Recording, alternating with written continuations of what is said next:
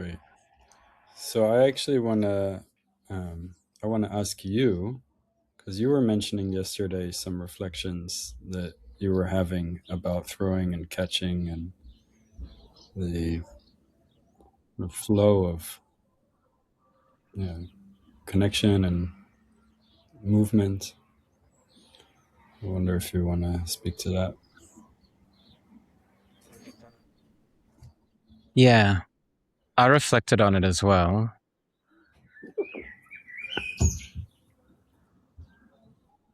because I noticed some activation in me and I really wanted to try and understand Mm. what was going on for me before I try and maybe make a request of you or of the way we teach. So maybe we can unpack that together and see where we get to. Yeah, let's do that. Because I came out of the session yesterday, a little bit activated. And I was like, hang on, what's going on? And it's a familiar place of activation. So I can tell you that the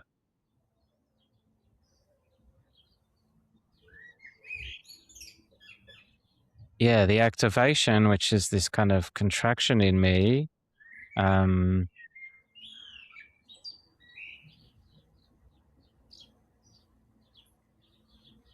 think came about when one of the participants asked you to be with them as they bring something, from an angry place.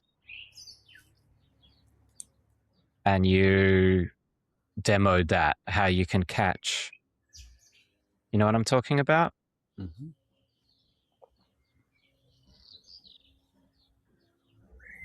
So something about what I demoed didn't land that well with you, or there was something missing there for you. Yeah, that's correct. And I want to know I'm trying to understand a bit more about what that was or what that is. Mm-hmm. I can give some words to it and maybe Yeah, we can swim in it together. And yeah.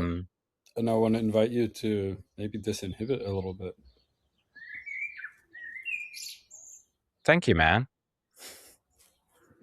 You can just tell me I, what you like.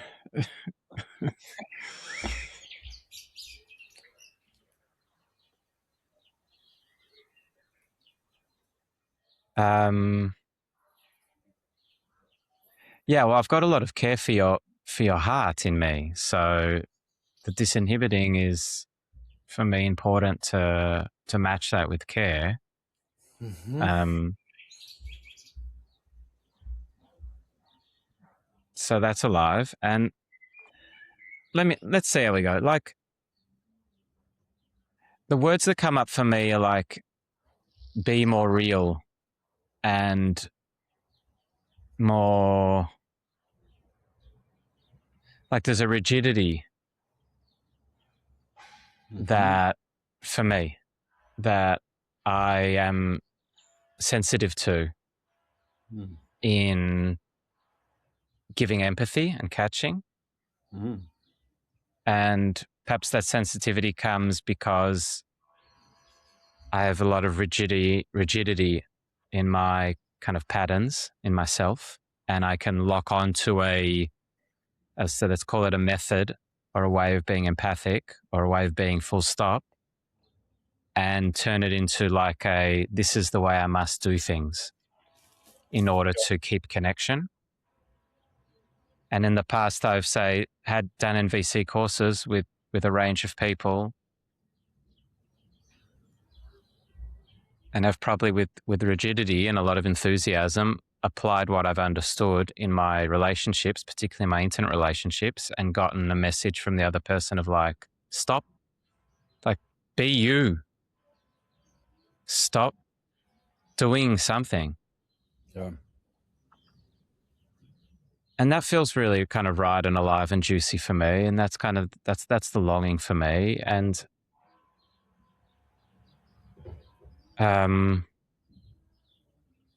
like and this is getting even more vulnerable with you, and there's more care coming alive with me in me for you and for us. And it's like the love I want to have with you and the connection I want to have with you is one where like I really feel all shades of your of who you like, of what's alive in you. And I guess there's a part of me which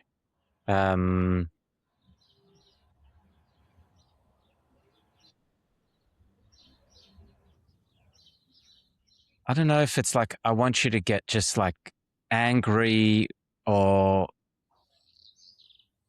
let go of something which like maybe a question I would have for you is like, oh, I'm struggling, Danny. I'm struggling. I'll be honest, because I'm getting a bit tangled. Like, Mm-hmm. Would it be helpful to know that I'm feeling pretty relaxed? yes, Great. that is helpful. I appreciate that a lot because that's what I want. Um, yeah, I've clearly got a lot here. Yeah, as you can see. Maybe I'd try and just tell you what I'm getting so far, and then we can see what comes next. Yes, please. So, something about the way you experienced or felt me in that demo, and I guess that is not limited to that particular moment or that particular example.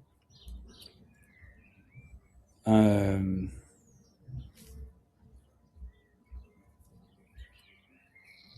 it's as if you're missing a kind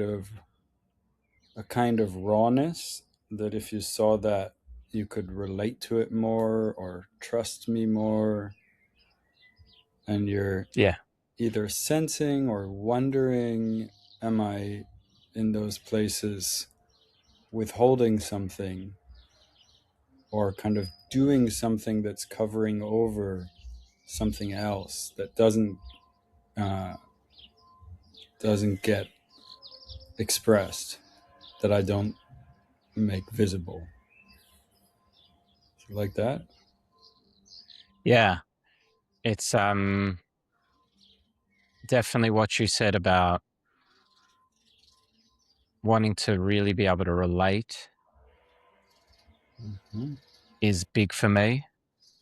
And it feels like there's a distance in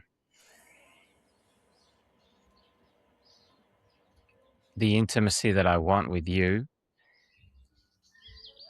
Yeah. that I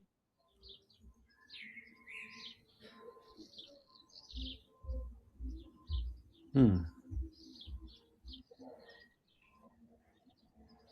because I don't believe you're holding anything back at all. Uh, and I really want to point out, like, I really want to own what's mine. I don't like the feeling like I'm saying you're, any type of insinuation or saying you're not doing this. And just, that's important for me. Mm-hmm. Yeah, and I have a wondering about that. Um, it's not. I'm not even sure if it's a hypothesis or just a kind of wondering or a guess, which is like, do you have a sense that if you experienced me expressing myself, or maybe even I could say when you experience me expressing myself in a more, I guess, raw kind of way, that gives you a kind of permission to bring or to welcome or express those parts of you also with me.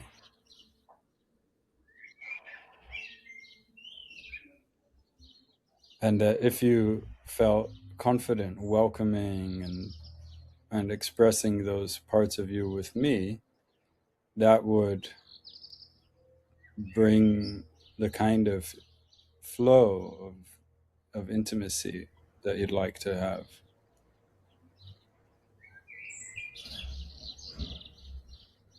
This is a part of it. So this is one part of it. Yeah. So yeah, something about, yeah, if you saw me doing that, being that way, then you would allow yourself more to be that way with me. Yeah. Like, yeah. Yeah. And that, yeah. Yeah. Like, I loved when I saw you do weights, and I think I spend quite a disproportionate amount of time asking you about although I'm genuinely interested. I talk to everyone about it, but I Okay, was everyone about about to, me doing weights. yeah. So, hey, do you know Danny does weights? Who's Danny? Danny. Uh, Danny.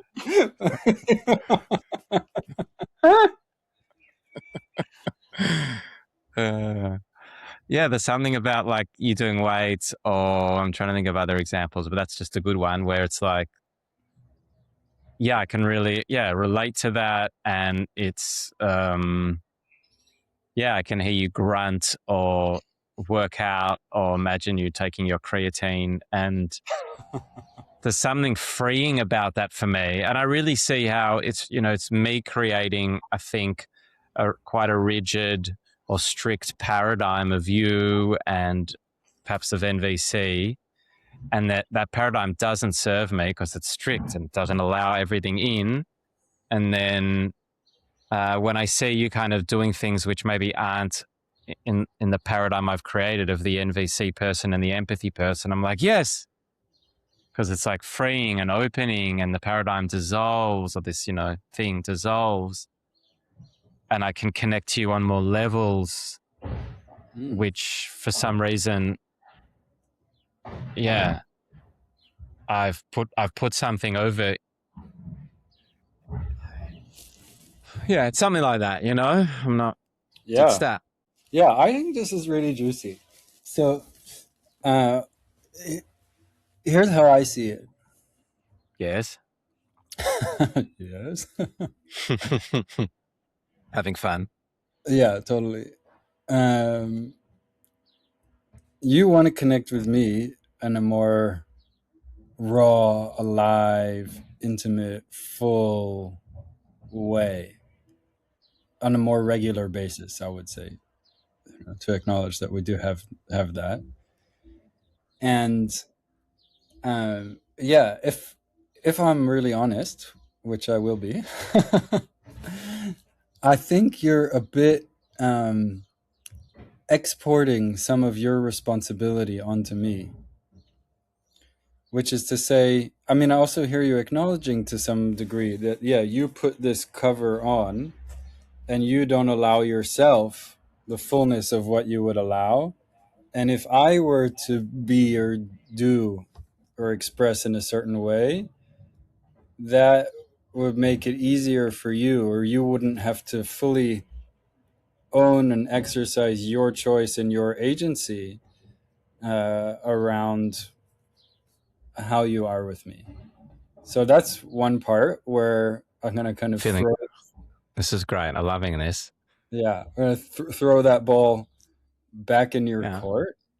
While at the same time, I can also acknowledge that part of my growth, which I can track and I'm also in touch with these days, is a kind of, we could say, like an integration of upper and lower, or allowing myself to be rooted in my lower chakras, um, that I think, for whatever probably good reasons in my life, I lifted up away from. So my recovering from being a nice good boy to not anything, um, you know uh, inappropriate, but yes, embracing a rawness, a wildness, not needing to be perfect, being an embodied, also sexually integrated or engaged man, uh, and for sure in my socialization and my learnings, those parts of my being, also my power. Um, yeah, I didn't always or often learn to include those, or that, yeah, that I could, or how I could in a way that was welcome or worthwhile. So certainly that's shifting, and I hear kind of an invitation and embrace from you about that. So I don't, I say that as a way of kind of validating Yeah.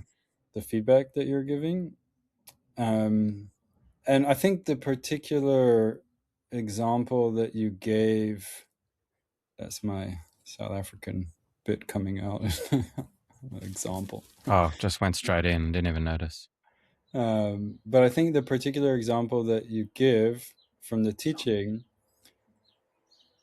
I'm not sure I fully agree in that context, because we're really scaffolding a skill set there. So, in the same way, I think it's appropriate when practicing tennis to just drill forehands, even though that would be a very incomplete way of playing a tennis match.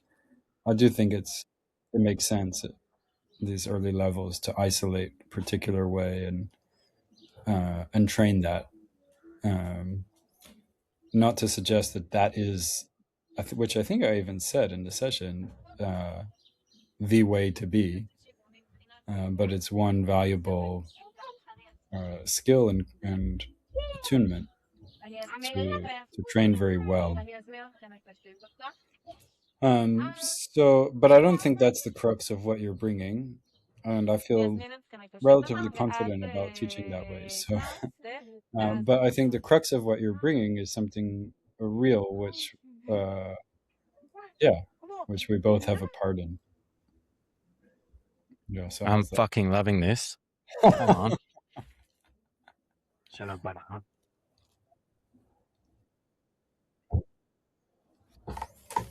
Yeah, and I can say, I think that's also actually part of my growth, is to be able to say so straight, like, actually, I'm going to let this be yours and not get which part of it I see as yours. I'm going to let that be yours. Yeah, I love that and love you.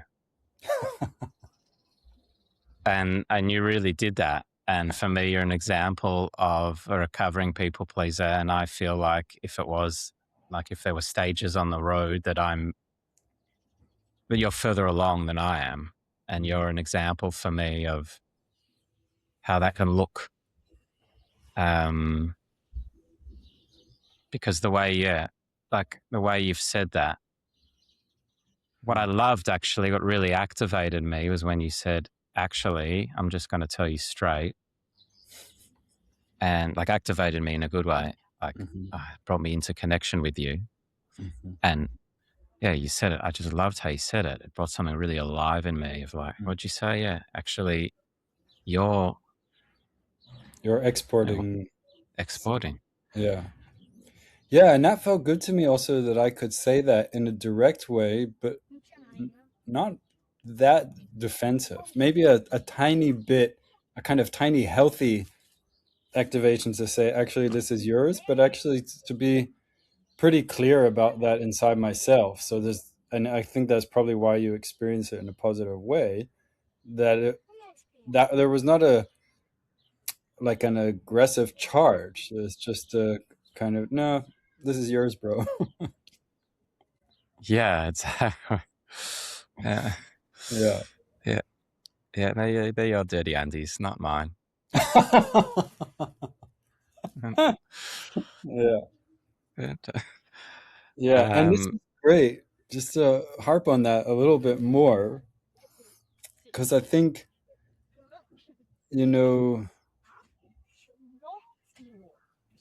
like we generally speak about communication, and we don't speak quite as much about the kind of individual development through stages of maturity or consciousness. And the same, like let's say NVC can be used and is used in different ways at different stages of maturity or of individuation. And one way that I think we both see NVC used is actually a way to kind of manage or dance around our own sensitivities and try and get other people to behave in ways that make it easier for us, which is maybe better than nothing, but it can also be a way of actually avoiding maturing, right? Like in this case, or I can certainly see that in my own life. Oh, I just want this person to really respond in the way that gives me the sense that I'm loved and wanted. And on the one hand, there is something important about those needs. On the other hand, is that actually a way of avoiding dealing with my shame based beliefs about myself? And actually, what has been for me more liberating than getting that person to behave that way, which in the case I'm thinking about wasn't even an option because um, that was not her choice. Um, but I think it is actually, even if the person did comply, what's more liberating is composting those beliefs where I'm no longer buying into those notions that I'm not wanted or I'm not under the spell of those things. And that's really a coming out of that trance of child consciousness states from our past into embodied adult consciousness, as they call it in NARM. And then I may still have attachment needs and desires, but the charge on them is not so existential. And then also I can bring my request from a different place that has a different kind of power.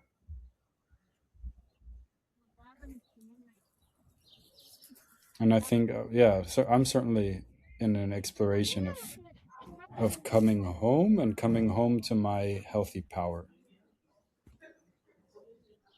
Yeah. Anyway, I've said a lot. Wonder where you're at Yeah. with Yeah. that. Yeah. I'm good. I'm Okay. taking it in, and I want to ask something or point you somewhere to get you to elaborate or speak more, maybe on an example. Like, um, I could speak about the example that also came up in yesterday's class when someone asked about seemingly conflicting needs. Do you remember that? Is that the kind of direction you'd like to go? I want to start with an example first of mine because I'm not Oh, sure yeah, that one great. you're talking about. So someone emailed us and said, um, actually, I want to be with a different partner. And your response was, well, the time that we requested that you give us requests has elapsed. Now, when you said that, and this I fully own, this is my own stuff. In me, it was like, oh, you're being mean. Mm, And mm, now my longing in me is that I could respond like you, I think. mm, There's a freedom that, well, yeah, I think deep down, like, and I'd like you just to talk to me through your process there, because there was a part of me which was like, oh, that was mean or cold. mm. Like, Yeah. Well, let's just hang out with that for a sec, because I think if I try and tell you anything, it'll be like trying to convince that part, and I'm not that interested in that. okay. But we can just hear that voice that says, "Oh, you're being mean. You're being mean. You're being It's a mean. sweet voice. Yeah, Yeah, you're being mean. you're being mean. You're being That's not nice. That's not nice. You're being nice. You're being nice." Yeah, I guess there's a kind of tender place wanting people to be really met with care. Yeah.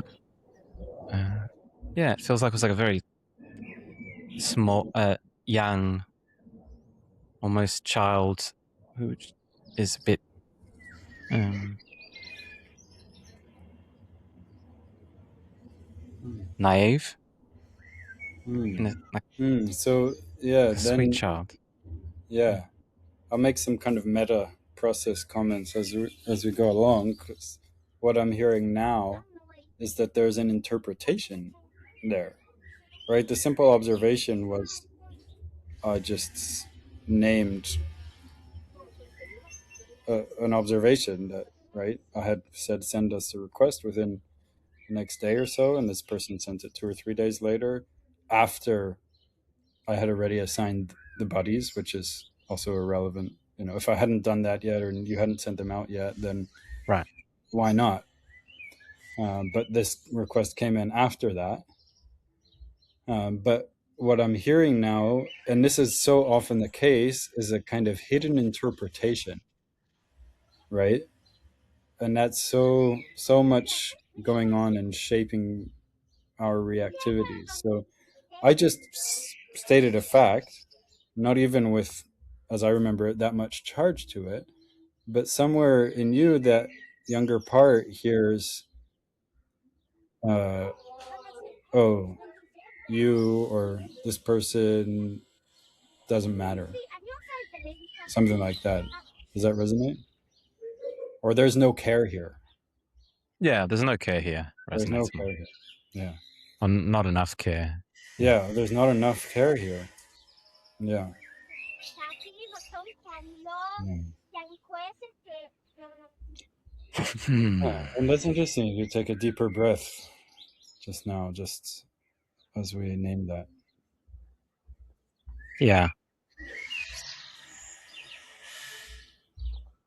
Yeah.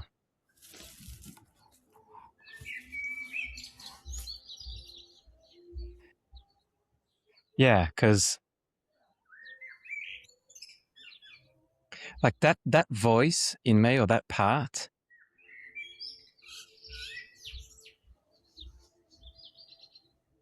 often turns on me or talks to me and tells me how I need to be more caring, more Mm. Hmm. kind, and uh, is very restrictive on my freedom, Hmm. which Mm. Mm. So it seems, if I just jump in there, it seems like that part is worried about the implications of you being, say, more direct or less accommodating, more direct, more and it's direct. worried about. Yeah, it's scared, maybe even petrified of not being liked, hurting another person's feelings, Mm. and then the implications of that. If I'm not accommodating, if I'm more direct, I won't be liked. And then, I won't be safe or secure in the connection. mhm, I won't. Yeah, there's something dangerous, really, for that part there. It's like a danger. hmm and how are you, Mike, feeling towards that part that's holding all of this intensity, this existential threat? Now, Yeah, right now. there's a tiredness. Tiredness. Mm-hmm. There's a tiredness in me. Mm-hmm. Looking at how much of an impact Mm-hmm. that part has on my experience in life, which is one of fairly consistent anxiety in relationship. Mm-hmm. Mm-hmm. Mm. There's elements of softness and tenderness in me as well to it. I really see the youngness and the naiveness or the sweetness of wishing that Mm-hmm. um, Mm-hmm. that I'd be liked always. Mm-hmm. Let me Yeah, yeah, consult with you about which direction to go with this. Um, I'm thinking of a few options. You could tell me if any of them particularly appeal to you. One option is, yeah, a bit more in this kind of IFS like direction where we kind of facilitate the attuning between you, your adult self, and this part, and kind of letting that part really feel you and kind of co regulate some of that intensity so that's less compelling or dominant. Um, Another option is that we do that more between you and me, where you just really let yourself more be in that space of, oh, I feel scared, and then we can co regulate that. Um, Another direction would be to go more towards grounding in the adult self or the organic self. So there's more of a congruent sense of agency and choice. Um,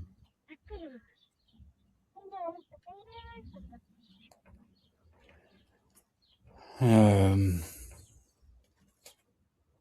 Another direction would be more sharing indeed what was going on for me and my kind of individuation process where I'm not taking responsibility for someone else someone else's discomfort at receiving a no. yeah, That one. yeah. Because and you saw me start nodding, perhaps, because that will link into perhaps three, the third option you gave me, which also was starting to feel like something, which was like more grounding into. I think hearing you can help me ground into that part of me, which often That's gets interesting. confused or tangled. Yeah, so let's do that. I'll share a bit and then we can check in what's alive in you in relation to that. And there really is a kind of red thread running through our our exploration here. Because I think indeed in the past, my impulse would be any request that comes in, my first inclination is to accommodate that. And that would show up in how I facilitate a session as well. Like I remember last night I said, okay, I'll take these two more questions and then we'll go on. And then a third person raised their hand. And in the past I would say, okay, we'll hear you as well. But actually what I said, and it felt really good, was, well, I want to go on now. Can you write in the chat or we come back to you later? And she seemed totally fine with that. And that's actually a way of me really owning my role. I'm holding responsibility for the direction of the session, for the balance of questions, comments, and practice and teaching. And if I don't do that, it's like the ship just gets blown wherever the wind goes. And there can be this almost religious belief of, yeah, wherever things go, that's where they're meant to go. And I think that needs some differentiation.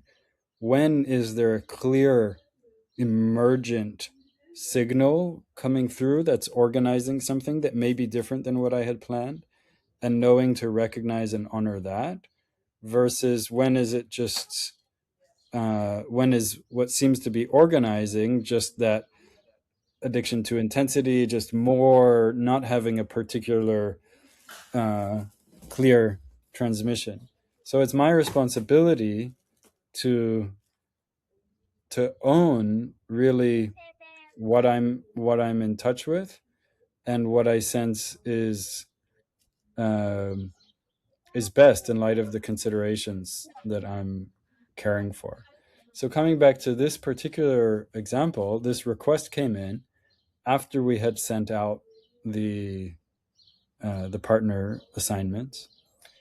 And then I'm imagining that to take that request in consideration involves a whole reconfiguration, which is more effort than I am interested in spending my energy budget on, or delegating to you to do that as well. And then thinking about the impact on other people of rearranging them once we've already put them in touch.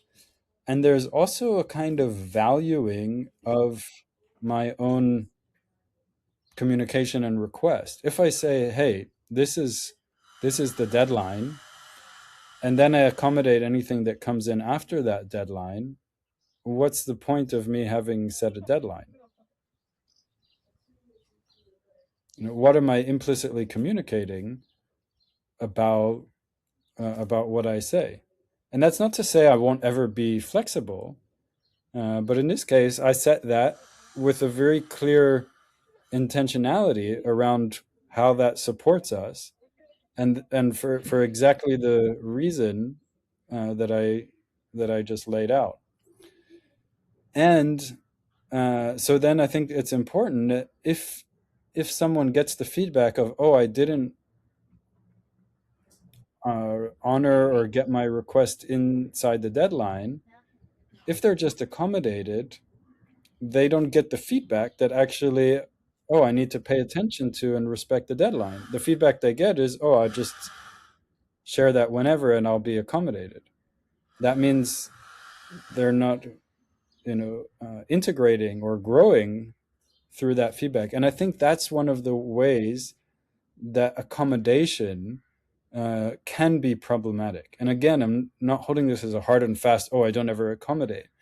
But when I let someone get the feedback that may in the moment be uncomfortable, that's a stimulus potentially for them to learn something, to integrate something, to see something about themselves. Perhaps that can then lead to some reflection, some choice, some growth. If I deny them that opportunity, in a way, I'm getting in the way of the natural course of things by which life's interactions and experiences stimulate our own growth. For instance, when I've been at times on the receiving end of someone's anger, which was appropriate and well placed, that was very powerful feedback for me. It was kind of a wake up call. Oh, okay, I have been being in a certain way that doesn't align with the values or the impact that I want to have. And if I didn't get that feedback, I wouldn't have been woken up from that. So it's certainly not fun, but it's very valuable. And then there's this piece of, yeah, where in the past, somebody being uncomfortable because of my decision, that would be super unsettling for me. And I think, again, that comes from this child consciousness of, oh, I need to be liked in order to be safe. And that has a place because when we're little, we are very dependent on our caregivers for belonging, for being provided for. And we don't actually have so much agency, yeah, to go find other people or places that are better for us. And if we're not sitting in a flow of just receiving enough of what we need, then we start to attune more carefully. Oh, what are the ways of being that get that love, approval, responsiveness? And what are the ways of being that jeopardize it? And then we start to put those into our cellar. That becomes our shadow. And we start to behave in the ways that we think get that being liked. But then when we're actually embodying our grown up selves, of course, this is not categorical, but in many situations, being liked is actually not existentially important. And from an adult place, we can just let another person have their experience and see more clearly that that's a result of their own needs, their own interpretations, their own sensitivities. And we can grow out of that habit of, oh, always taking responsibility when actually the responsibility lies over there. And for many of us sensitive folks, that's a reflex. Oh, right away I look at how is it my responsibility? What is it about me? As opposed to, and there's of course a place for that, but as opposed to just letting that, oh no, that's you, that's yours, that's your shit or your vulnerabilities. I'm being here. And that's different from not being caring. And we can feel the difference in us. When it's not caring, it's more abrasive as opposed to just clear. My heart is closed versus I'm clear. And there's a difference, I think, also between the heart being open in a grounded way versus a caretaking kind of niceness.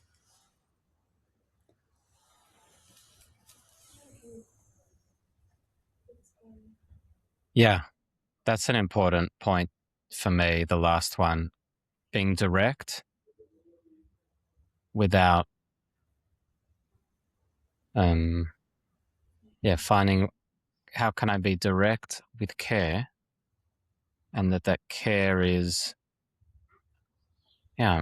maybe you can talk a bit more about it. Not, the care where I'm not abrasive, but Yeah, I'm not abandoning myself in order to go over there and care for you. I'm not abandoning my needs. and the other side of it, because sometimes, at least I am concerned that if I am direct and don't abandon myself, Mm-hmm. that I'm actually, like, there is a directness which is not really seeing the other person at all, or there's a closed offness, and there's a directness which you're talking about, which feels very warm and alive. Mm-hmm. Can you Mm. just differentiate a bit more between this directness, which really can be like, oh, this person's just being only seeing themselves, or cruel, or Well, I because that's think my greatest fear. Yeah. you were actually just Mhm. starting to differentiate it in yourself as you named it. This is a directness which is warm. Yeah, So you could actually feel that. Right? yeah, You were that's true. so just let yourself feel that for a second. Just sense this quality of directness, which has heart. It has openness to relation. It is actually seeing the other. It's not abrasive. It's not done at the other. Yes, it feels energetically for me. It's like I can imagine a few examples of where it can happen. But when I'm direct in that way, I kind of stay with the other person. It's like this. I can hold eye contact. I can hold contact Yeah, with them. exactly. Exactly. So feel that. What is it like to be you in this directness which stays in contact with this movement? Yeah, I'm doing this movement, and I can feel my legs and my feet down onto the ground. So there Mm-hmm. seems to be a vertical and a horizontal movement Mm-hmm. between me and them, and between me and Mm-hmm. the ground, my body. Mm-hmm. There's an openness and a softness in me of, like, I can imagine that there's a discomfort in you hearing this right now. There's an openness to that possibility. Mm-hmm. but it doesn't pull me from here to. Yeah, exactly. And that's one of the things also which I love is that I can stay open to your disappointment or the impact of hearing my no without that meaning, oh, and then I go into accommodating if that no is actually what's aligned for me. But I don't need to avoid that impact. I don't need to justify. I don't need to convince you. I'm just okay. I'm just clear. I'm rooted down here, but still in relation. Yeah. Yeah, I'm rooted down here, but still in relation. Yeah. Mm-hmm. And that's exactly it, right? There's a different way when I'm in relation just from here up or here up versus from here or from here. The roots go Yeah. down. And as you said, also feeling your legs, can feel the depth of your body, even the breadth of your presence.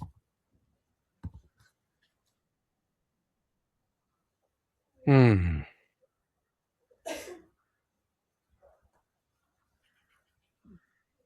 Yeah. Yeah. This is having the impact that I suggested, that I imagined it would. Just Mm. talking about it. And also, thank you for your invitation to go deeper into my own experience of it and not project that only you have the answer and I have to look to you. That there is already in me that mm, that place that Mm. that we're putting words on Exactly. exists. Yeah. Yeah. What's it like to realize that, to touch that?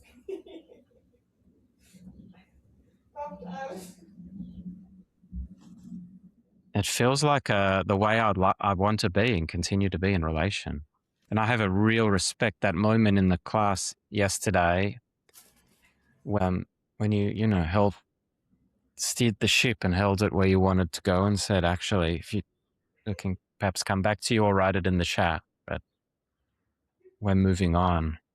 There was a softness to it, and it was kind of this new paradigm for relating that I find I'm really longing for, like softness, directness together.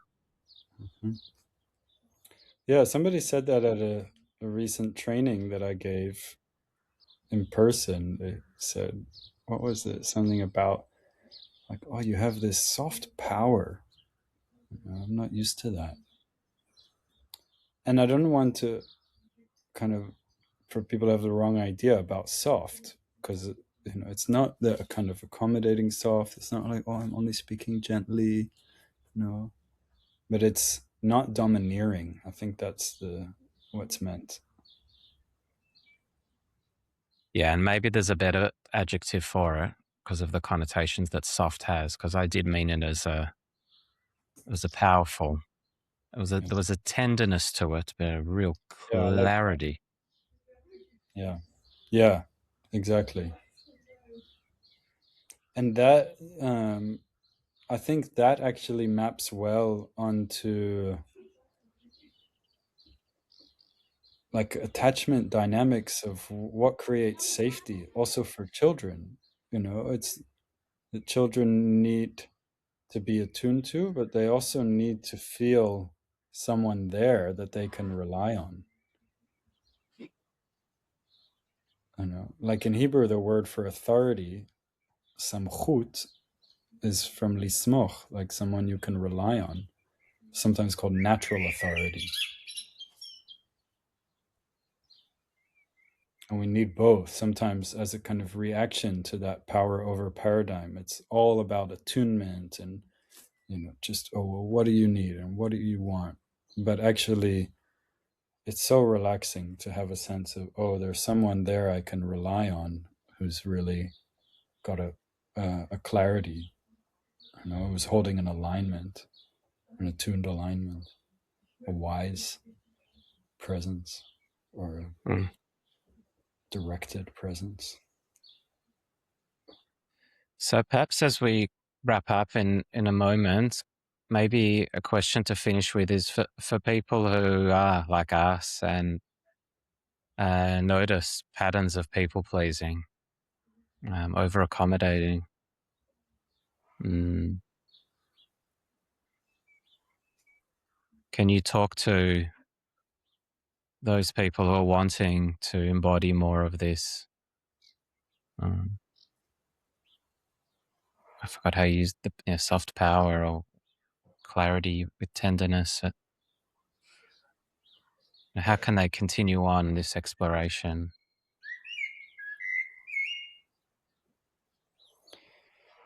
Yeah, I can say a few things. One thing that's probably worth saying is how much really high quality integration work has been impactful and empowering for me through a variety of modalities. But I'll just name NARM at the moment. It's, I think, particularly designed and suited to really support that kind of integration and healthy individuation and coming out of those trance states of early adaptive patterns. And then, just like you did a few minutes ago, when you were sensing this new possibility, making a practice of like hanging out with those little moments and allowing them to expand, to come more into resolution, to experience ourselves inhabiting those states, even just inside ourselves. Like, oh, what is it like when I let myself have my needs?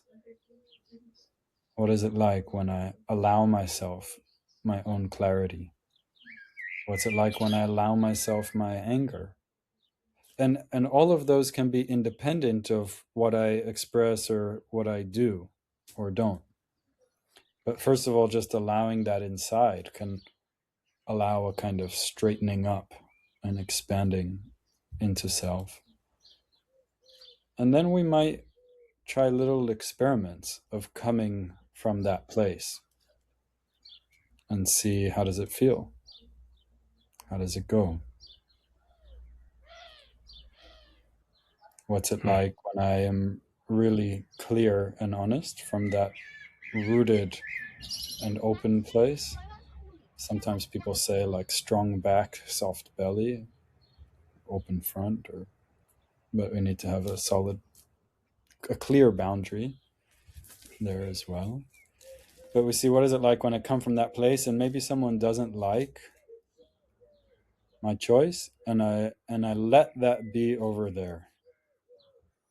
Connie Ray Andreas's process that's called aligning perceptual positions can also be helpful about disentangling from the perspectives that we've taken that actually belong to other people, of letting us look through our own eyes and hear through our own ears, and letting others' perspectives be with others,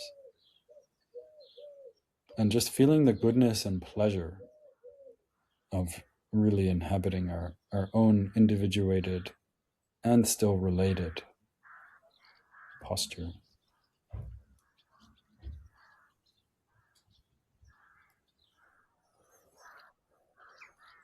I love that. And I love where we got to from the beginning, which I was unsure of. And it seems Yeah, like this was a really rich session. kudos to you for bringing the honesty. And for your support in doing so. Kudos to us. Amen. See you, man. See you Yeah, next good time. stuff. Peace. Bye, mate. Bye.